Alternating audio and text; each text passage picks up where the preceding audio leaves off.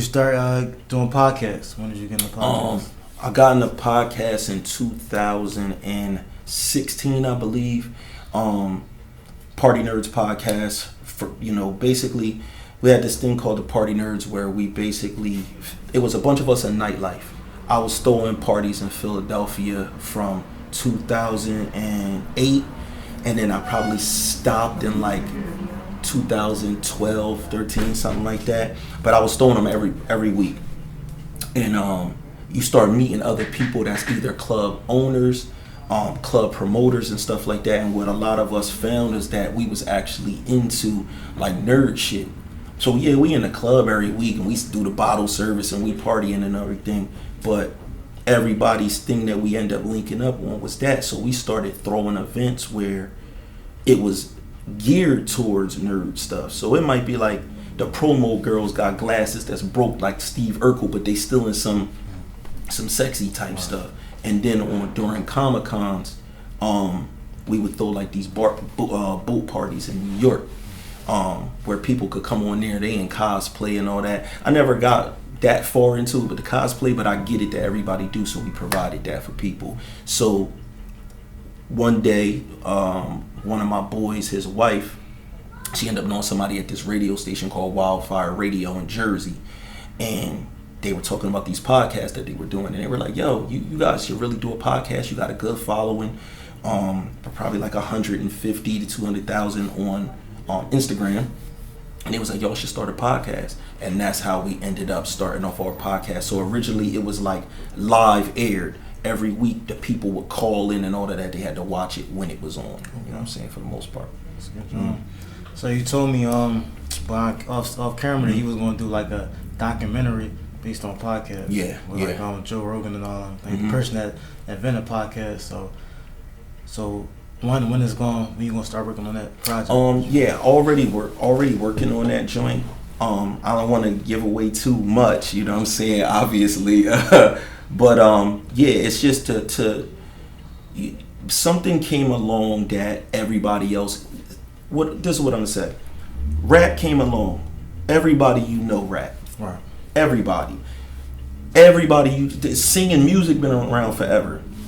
Everybody don't play guitar. Everybody don't even make beats. But rapping, almost everybody do. And I think podcasting, because it's just speaking to people, that's what it is.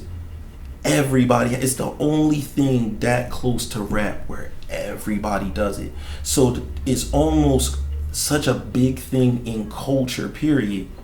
It deserves a documentary on where this really comes from and why this is taking place. You know what I mean? Right. And that's what we're going to be doing. Yeah, I think the culture needs that. I'm looking forward to it. Thank you. Yeah, I'm gonna do it. Man. Did you see like podcasts getting so big when you first jumped into it, like taking off so much? Yes, I did. I knew that this is something that anybody can technically do.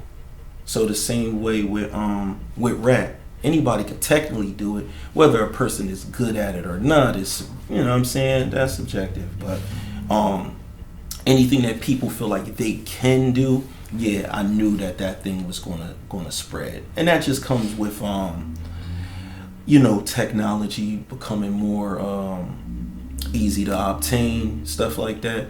Same thing with beats. Like back in the day, if you couldn't afford to go in the studio or you couldn't purchase that MPC or whatever like that, you wasn't going to make beats. But once they start having Fruity Loops was one of the big things that came out. It made it more accessible for people. So created more producers. Do you think everybody getting involved with everybody doing it? You think it's being watered down? Everybody doing it? You think it's too much content coming out? Too many podcasts? Speaking going on? I can't.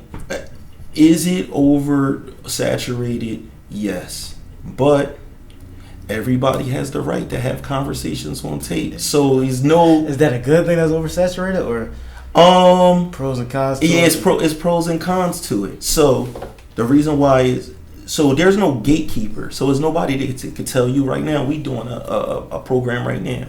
There's somebody that was in television for 20, 30 years. That's like, who is this motherfucker right here? To decide all of a sudden that he has the expertise to interview somebody. And who the fuck am I to even be on a camera telling you anything? I'm just some guy from Camden that made some podcasts. You understand? But there is no gatekeeper. Everybody is entitled to do this stuff. And for me, it actually works out good because I am a podcast and show producer. That's my actual income and job. Right. So when more people, we ran our studio since 2004. We've been in business, me and my partner, Don Michael Jr. More people wanting to rap, it's more customers. We want to get the best quality for people, but it doesn't matter for our business to work whether or not the rappers become successful. As long as everybody rap, we provide a place for you to record in top quality. So as long as everybody wants to make a podcast, I will show up with a staff and equipment and I will film and record. The only question is,